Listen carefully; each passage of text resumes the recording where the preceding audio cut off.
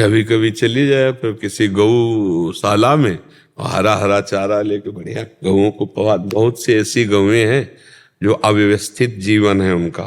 हमें लगता है कि मनुष्य तो चल फिर कर कहीं पा भी लेगा, अब खेत तक पहुंचना गायों का असंभव है, और जाए तो रखवाले लोग हैं।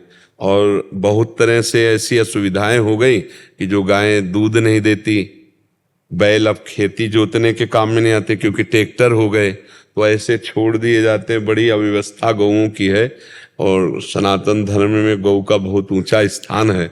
हमें लगता है कि जैसे अगर 10-10 रुपये महीने में निकाले जाएं, 20-20 रुपये, बिल्कुल कम पैसे निकाल, और सब लोग अगर मिल करके एक सामूहिक कोई गौशाला और उसमें गौओं की व्यवस्था कर दी जाए तो बहुत अच्छा लगता है। व्यापार के लिए नहीं, धर्म के लिए, धर्म के लिए गौओं की सेवा। तो हमें लगता है जिसके 1000-2000 महीने में 10-20-50-100 जो बचे, तो किसी गौशाले जाओ, ट्रैक्टर में हरी घास और हरा चारा आदि लेके और सब गौओं को पवा दो। बहुत बढ़िया बात है, बहुत बढ़िया बात। गौ सेवा बहुत बढ़िया।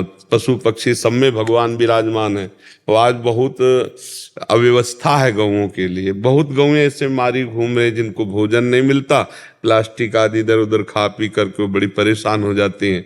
अब कोशिश करें जिनके पास धन है कि वो गौओं की सेवा करें, बहुत बढ़िया होता है, बड़ा आशीर्वाद मिलता है। गौ साक्षात भगवत स्वरूप मानी गई है हमारे धर्म में। तो बहुत मतलब साक्षात, जैसे वेद माता गायत्री का सम्मान है, ऐसे गौ माता का सम्मान है। तो गौ, हमें लगता है कि आप क्या, सबको चाहिए कि कुछ पैसे तो एक गोलक रखनी चाहिए धर्म के लिए। घरों में अपने लोगों में रखी जाती थी नहीं, तो एक सिक्का रोज डाल दे तो 30 रुपया होता है।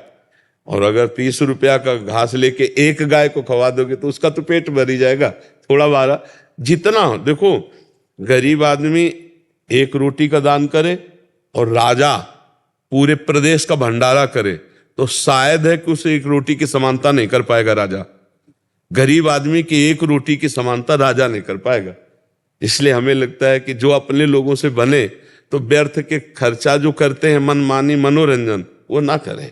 हमें लगता है सबको ऐसा करना चाहिए कि महीने में 100-200 जितनी अपनी आय हो उससे 100-50 रुपया निकाल कर रख दे, और कभी 2-4 महीने में जब धर्म क्षेत्र तीर्थ क्षेत्र जाए तो जैसे गौएं हैं उनको पवा दे।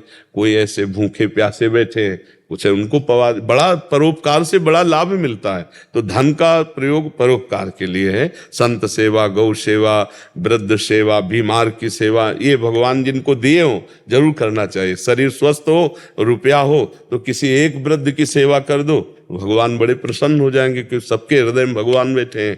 तो हमें तो लगता है ऐसा करना चाहिए।